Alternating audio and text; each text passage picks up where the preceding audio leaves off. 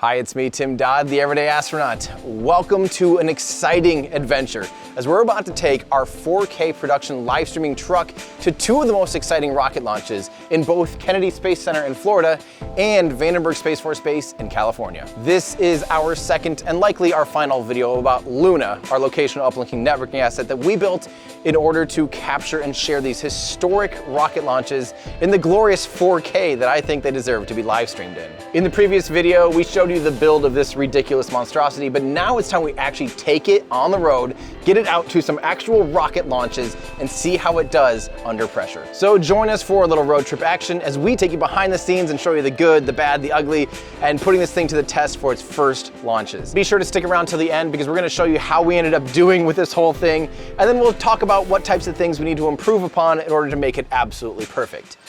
Let's get started. 3, 2, 1. That's one small step for man. Contact with a test 1. This video is sponsored by Surfshark. All right, well, this is Ryan. I'm pretty sure you guys know Ryan, Cosmic Perspective. Yeah, we're gonna hit the road here. We got, what, is it like 1,000 miles basically? Right around there. Yeah, about 20 hours of driving. Yep, it's gonna be fun. Ready to roll. So we're about to embark on a 20-hour road trip from Port Isabel, Texas, which is outside of Starbase, Texas, over to Kennedy Space Center for NASA's Artemis 1 launch. It's the inaugural launch of both the SLS rocket, and it also has an Orion capsule on top, which is super, super cool. After that launch, we have to take this same van all the way across the country from Florida to Vandenberg Air Force Base in California to cover Firefly's second launch attempt of their Alpha rocket. Both of these missions are going to be incredible. All right, let's get on the road. Let's go. Let's go, baby. Ryan and I were hoping to leave at noon. That was our target. It is now 6 p.m. local, 6:20. 6:20 local time. 18:20 if you are a 24-hour kind of person. And yeah, we're only a little bit behind, but the good thing is we have a full kind of day buffer. Right. Whoa. There we go. Before we actually have to be doing anything. But we still were hoping to get there, with a full day ahead of time, but we'll see how we do. We're trying to take it relatively easy. Don't want to be pushing the van super hard or ourselves really hard either. So. It's a Tetris masterpiece back there. It is a Tetris masterpiece. We don't want to be. It's great. Yeah, we don't want to be donking it all up.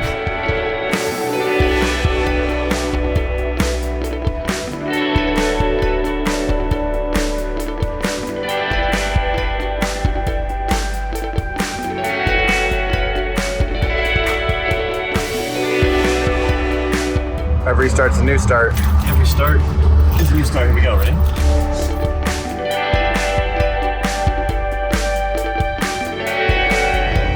What are we seeing? Check it out.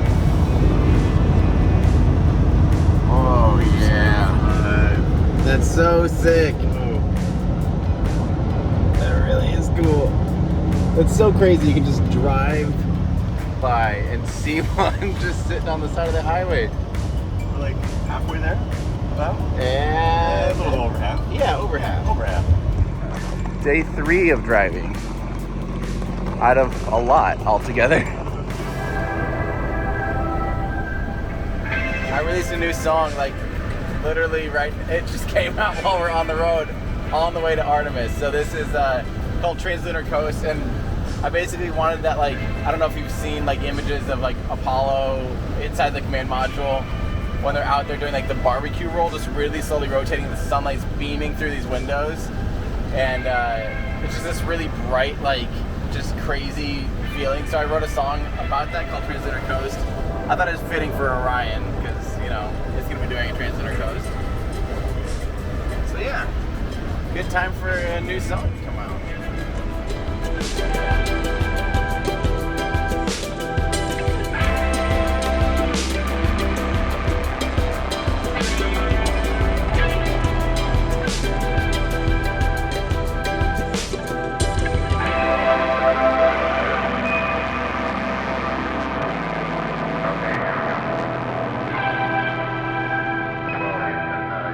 We made it. We made it. This is the press. We have 30 minutes. 30 minutes basically to find our badges. of IDs. Yeah. And then and then get in there.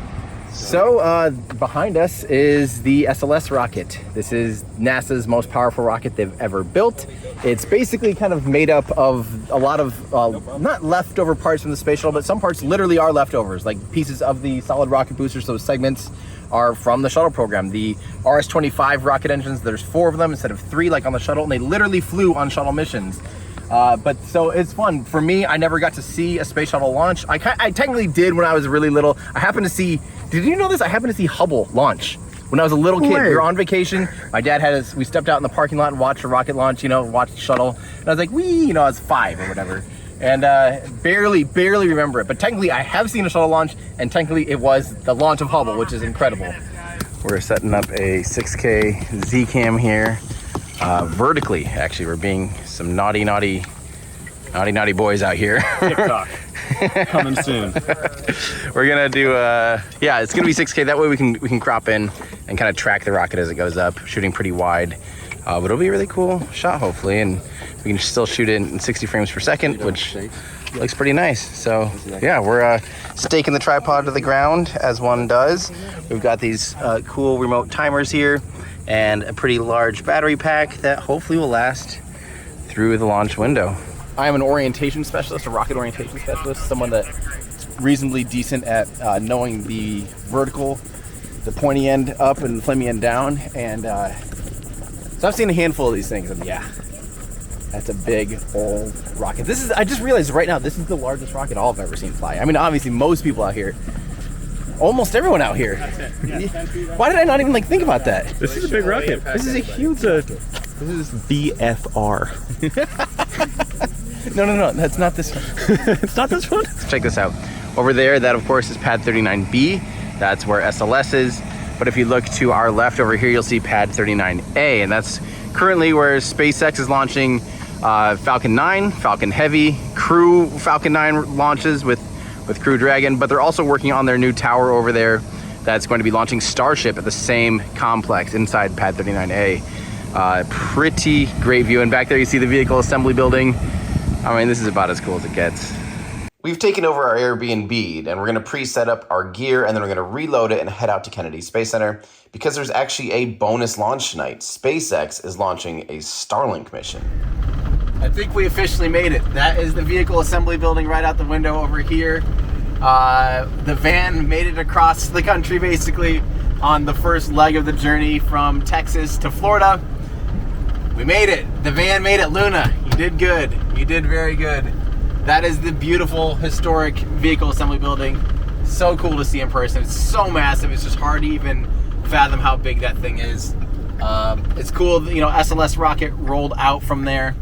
We do have a proper parking spot here on the mound at the press site, which is really cool. It's going to be a good vantage point for us. Look at this. We're making progress. We're getting set up here. We got the vehicle assembly building in the background. Luna here. That's our hosting tent. And out there, that is SLS right there on the launch pad. Whoa! Did you see that? Woo! We're gonna look through the feeds that we have. This is the feeds that NASA can provide us that are coming off of fiber. So we're gonna make our decisions now on what channels we want. So we obviously want the total tech feed, which is channel 2. Yep, that's a clean feed, unhosted. Is it coming along? All right, our connection looks good. The VPN is connected.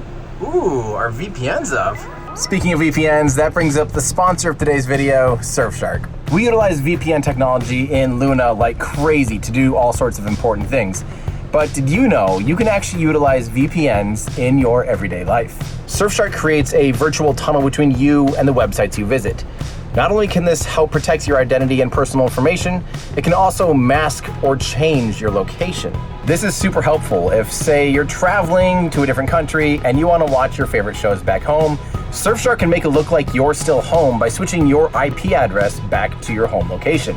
I've even had to use Surfshark to help unlock certain websites when I'm doing research for videos, because sometimes websites are actually geo-locked and might show different information based on your location. So you can just set your location to wherever it needs to be in order to utilize the website you're trying to access. And there you go, it's just simply that easy. Use coupon code ASTRONAUT for 83% off, as well as 3 months completely free.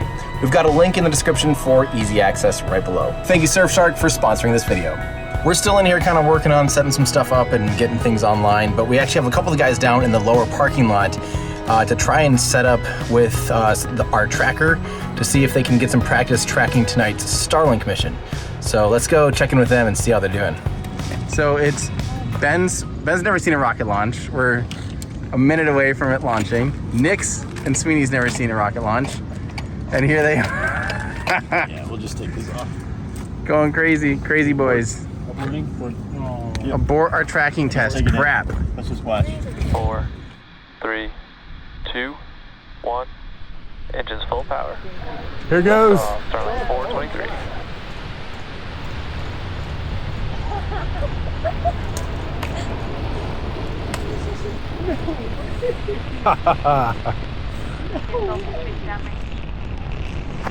Stage 1 chamber pressure is nominal.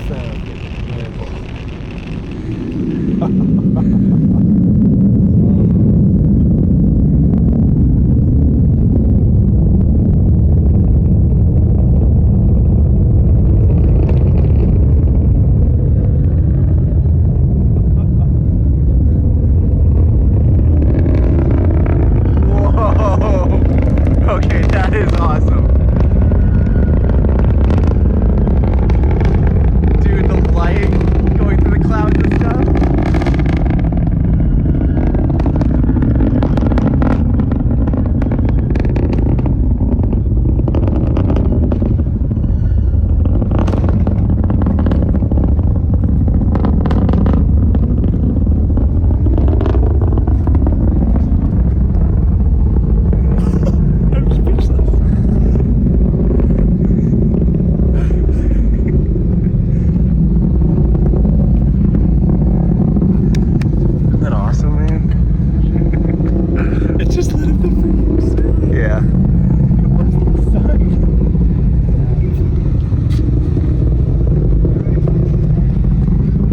Well, unfortunately, we didn't get to practice with the new tracking head yet, so we still have yet to track a rocket with it, but hopefully soon.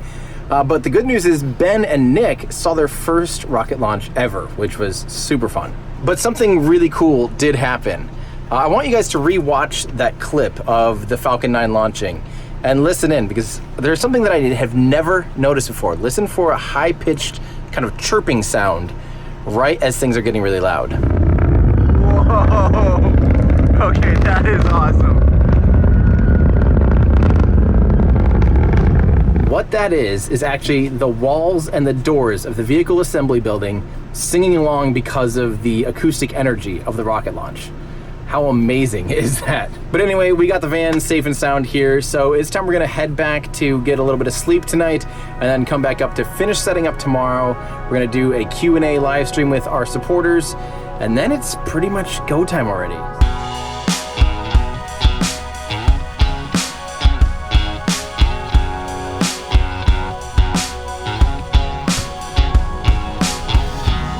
It is 5:20 in the morning.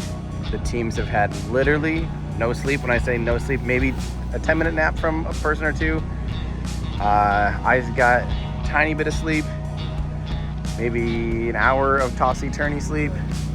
We are all set up, things are going. The live stream is live as we speak. I'm going to be hosting here in a little bit.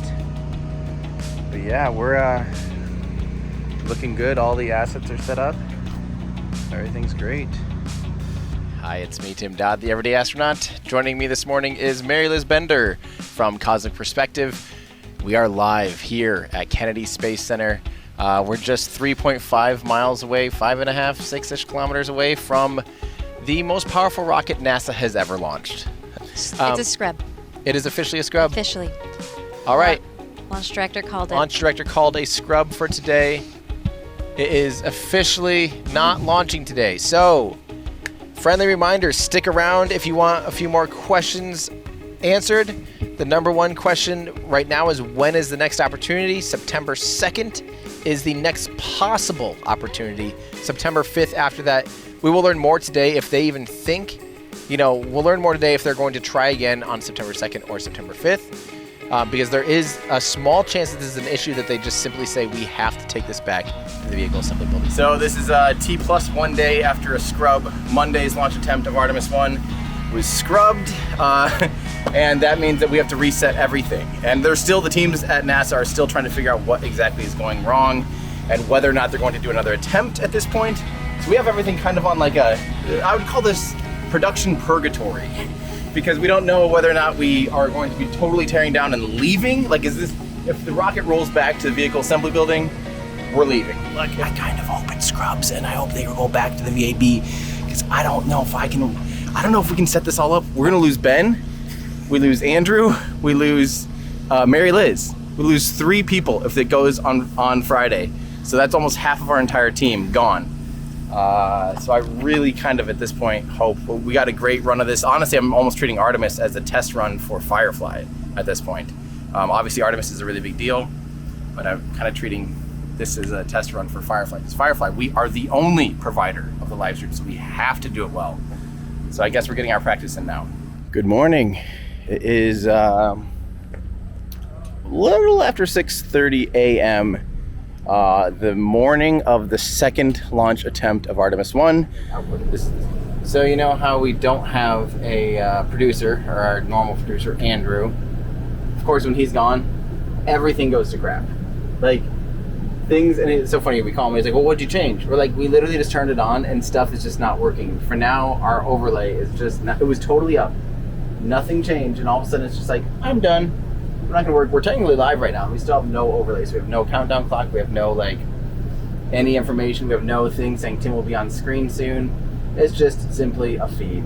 It's a great feed, but it's just a feed, and it's really annoying because we worked really hard on all this stuff, and it's just the absolute worst. This is the whole point of the van, was to have everything plugged in and set up and ready to go, and stuff is still just I don't know. Very stressed. Hi everybody, it's me, Tim Dodd, the Everyday Astronaut. You know what? We're hearing some things around here, around these parts, that, you know, maybe today's launch isn't going to be happening. But we are still awaiting more information as we speak. Look, it looks like they're inspecting another potential leak there. Hydrogen's nasty, guys. I'm telling you. Hydrogen is nasty. That's going to do it for me. I'm Tim Dodd, the Everyday Astronaut. Thank you guys so much for sticking with me, even through a long, tedious scrub. Wish us luck as we have to make the scary decision on how exactly to get to Vandenberg and what to do with our teams. We got a lot of teardown to go here, and a lot of work to do. A lot of work to do. Thank you guys so much. And again, thanks to our mods. We didn't even get to open it up today. Brian, we still haven't actually tracked anything with it. Lots of practice though. Yeah. So next time. We still have not, we've never actually seen a rocket That's true. tracked with the 12K. We've tracked boats, we've tracked airplanes, we've tracked birds. But No rockets. yeah. Soon. Yes. To the other coast perhaps? Yeah. Yeah, well, it'll see one out there, assuming it's not foggy. I think Ryan and I gotta get on the road, get out to Vandenberg Space Force base. We got another rocket to cover. The journey has just begun.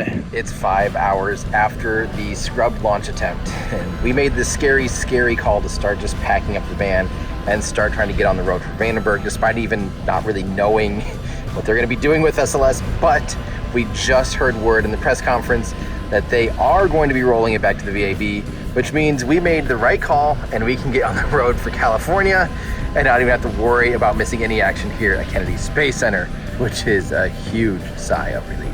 So I just put in exactly how far to Lompoc, and it's one day and 15 hours from Cocoa Beach, so 39 hours.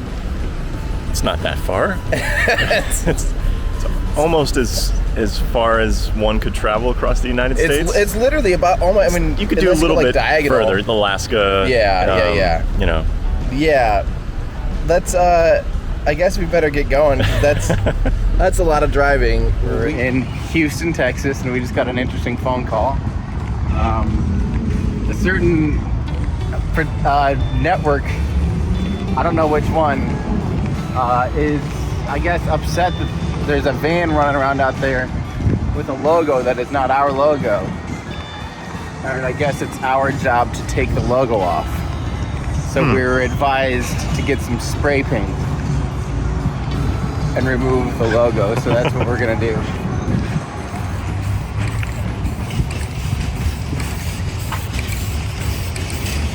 Oh no, I'm too close. We're making a quick little stop at a friend's house who's done something really cool. We're outside of Phoenix, and this is Dr. Sian Proctor's house. As Mary Liz, you already know Mary Liz. We're hanging out, having a quick little bite to eat on our way through Phoenix. Getting ready to go, still trying to get to California tonight. Yeah, I think we're gonna get most of the way there. Yeah, hopefully get through to almost to LA, but... Check out the stickers. I need one of yours. Oh, I don't even know where mine are these days. I gotta get some. That is an amazing collection. I love it. The art that went to space, all of my No books. way. Wait, these ones have flown here? Yeah, that's flown art. I took that to our space with me. Zero G indicator. Oh, I recognize one of these bad boys. Yeah. The female everyday astronaut. Absolutely. Literally, you're the literal everyday astronaut. And then my dad's stuff from the Apollo missions. Is that My crew. My side things for my crew. Wow. So it has a lot of this stuff flown too? All of that's flown. All of it's flown. What a fun stop. This is better than half the museums you go out to and see. I mean, come on.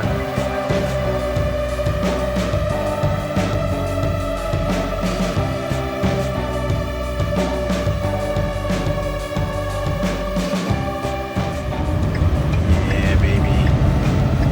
Heck yeah. Woo! Made it.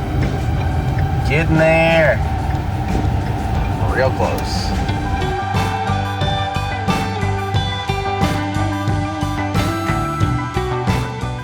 We are out here on the West Coast. This is crazy. She made it. Turn right into the parking lot. All right, here. Here we are, Vandenberg Space Force Base. So we just rolled into Vandenberg Space Force Base at Space Launch Complex 2, where Firefly is going to launch this awesome Alpha rocket. And we're here to make a plan and scope out the best spots to put our cameras for the live stream. So we just got to go up and actually touch the rocket. I've been around a lot of rockets. I've been really close to a lot of different rockets, but I've never in my life gone up and touched an orbital rocket while it's on the launch pad just a few days before it goes to space. That's definitely really, really cool. That's just adds an extra layer of awesomeness that I'm really excited for. So we just had our camera walkthrough at the launch pad. How you feeling, Tim? Talk about access and views.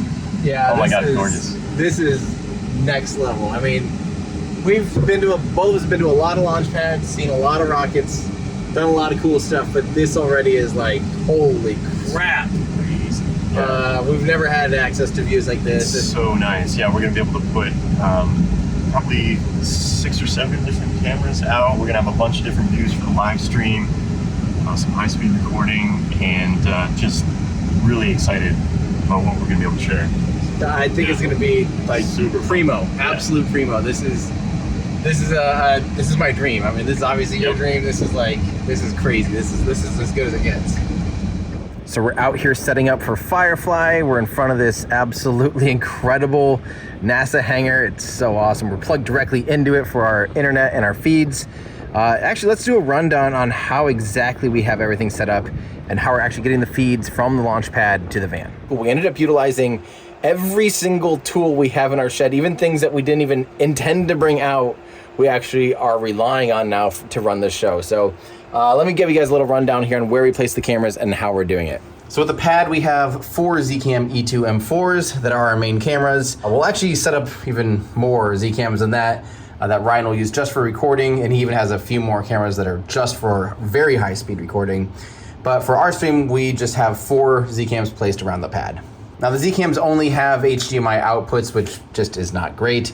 So first we actually have to convert from HDMI to SDI, and then because our cameras are kind of all over the complex, we actually have to convert again from SDI to fiber optic, and then that fiber runs from each camera to kind of a central rack at the pad. Then inside the rack where they all land, we have to convert again from fiber optic to SDI, and then we go from SDI to NDI via a quad channel bird dog 4K, and that's what actually gets all 4 of our feeds from the launch pad to our van, which is 7.5 miles or 12 kilometers away. And that's all just done over a local network that runs from the pad to the NASA hangar via fiber optic. Then in the van, we have another bird dog to convert from NDI back to SDI, where it will end up in our Constellation 8K switcher.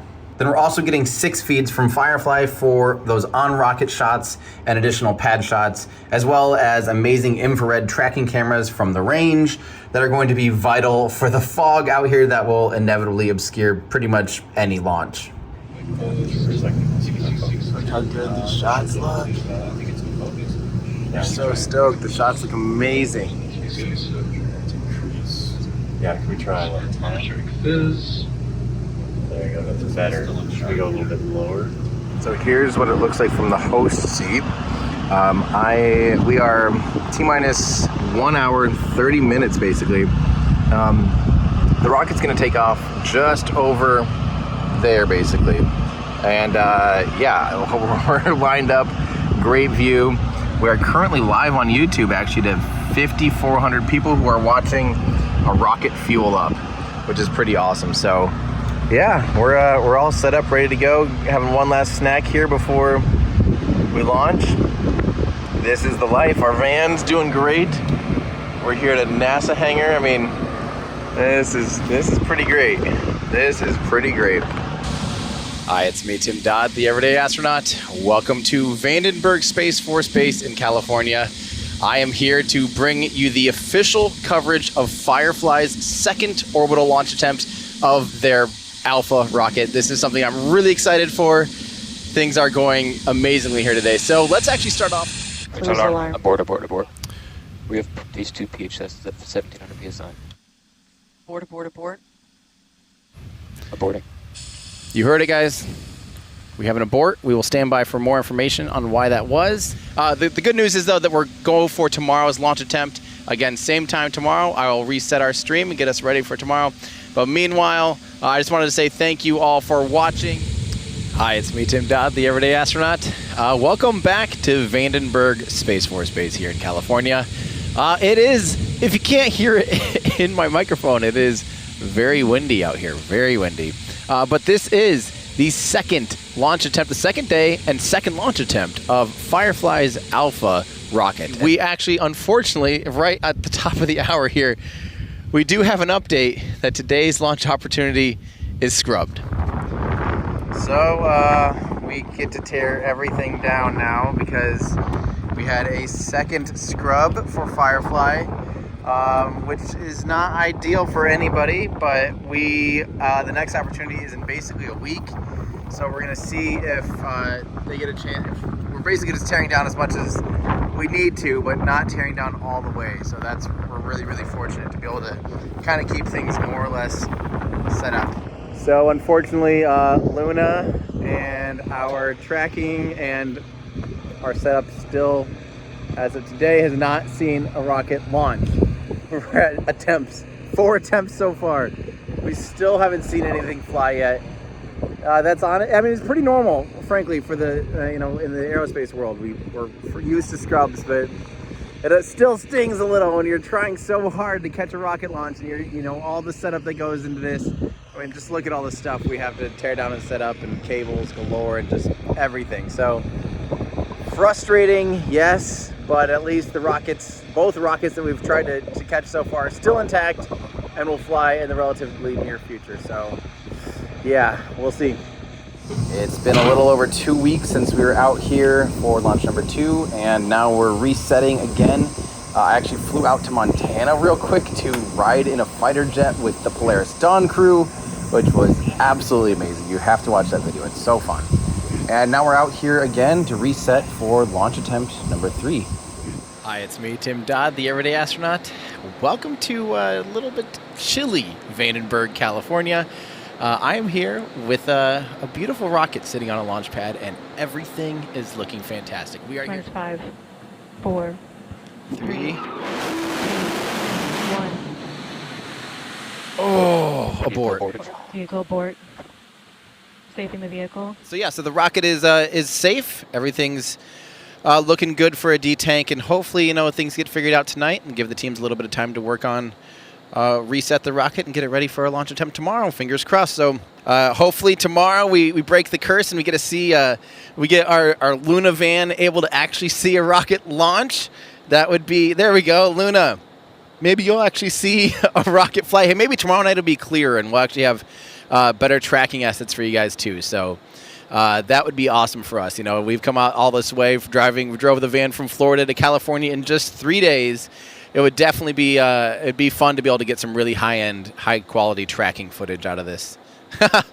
Cool. We got the lights going on Luna. I didn't even know I had those ones up there. That's pretty great. Aw, Luna. We'll see you launch out of it someday. But Hey, What number are we at? this is number 2, 3, 4. Number 4, right? Yes, of Firefly. 4 of Firefly. So Yes. 6. Yeah, and same fog layer as yesterday. Yeah. So, yeah, it might be a short window of visibility, but I mean, we're hoping they go. I mean, the important thing is we have beautiful cameras, are awesome. Really quite happy with that. And Allie's getting the backgrounds and stuff loaded up. Sweet. We just had one of our classic random shutdowns. How does this make you guys feel when our stream just goes dark? So. A little worried. Yeah, we have no control over it. Classic. hi, everybody. It's me, Tim Dodd, the Everyday Astronaut. Welcome again to Vandenberg Space Force Base in California. PE. Go. LD. Go. We are go for turbo count. Circling back 12.10. Yes. BC, please get -5, 4, 3, 2, 1.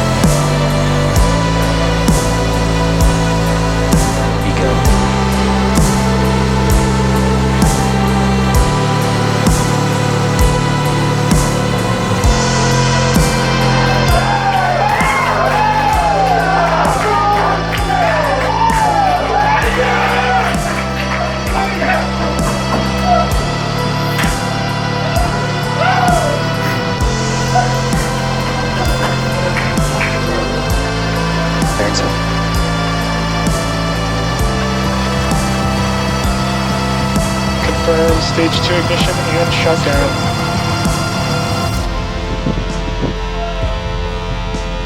Look at that view.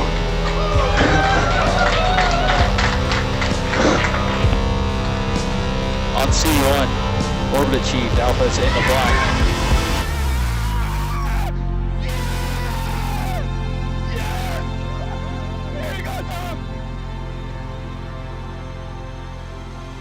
So it's been a few days since the successful launch of Firefly's Alpha rocket. We're back in Texas. And first off, I just have to say, holy crap, was that amazing.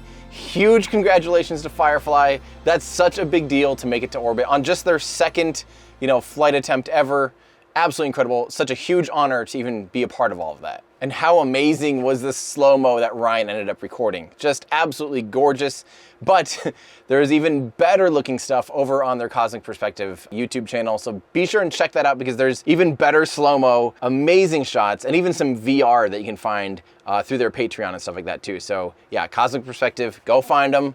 Mary Liz and Ryan, just absolutely the best. But we did it. We finally did it. Luna finally captured a rocket launch. And I would have never imagined it was going to be 6 launch attempts spanning 2 months on opposite coasts of the country with 2 different rockets. Yeah, it was very stressful, but we finally did it. We produced a 4K live stream of a rocket launch with Luna, but it was very far from perfect. Here's what our audience saw on YouTube right at liftoff. T-minus 5, 4, 3, 2, 1.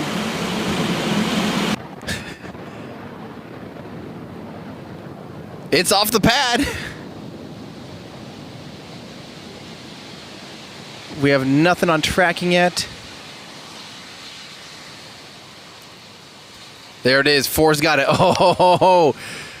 What is the point of all of this? All of this hard work and dedication to something that still isn't reliable. I mean, if it's almost worse, frankly, if people are watching expecting to see something. I'd rather it be crap quality but reliable than like high quality and unreliable and dropping, and it's just so frustrating. There's nothing worse than seeing this spinning little thing on YouTube and knowing you're missing the action. That's inexcusable. So we're taking the plunge and we're trying out a few different live view products, but we're specifically going to be testing the baddest boy of them all. This is the LU-800.